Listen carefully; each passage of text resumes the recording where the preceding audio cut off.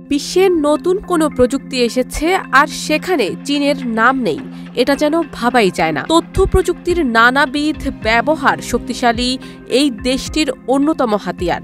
কৃত্রিম বুদ্ধিমত্তা, আধুনিক কোনো রোবট, এসব নিয়ে কয়েকদিন পরপরই আলোচনায় আসে দেশটির নাম। এবার বিশ্বের উৎপাদন শিল্পে এক নতুন বিপ্লব শুরু হয়েছে, যার নেতৃত্বে রয়েছে চীন।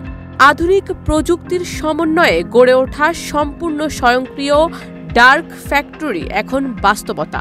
এসব কারখানা মানুষের সম্পৃক্ততা ছাড়াই ২৪ ঘন্টা কাজ করতে সক্ষম, ফলে উৎপাদন হচ্ছে দ্রুত, নির্ভুল এবং সর্বোচ্চ দক্ষতায়। ডার্ক ফ্যাক্টরি এমন এক উচ্চ প্রযুক্তির উৎপাদন কেন্দ্র যেখানে কোনো শ্রমিক কাজ করে না।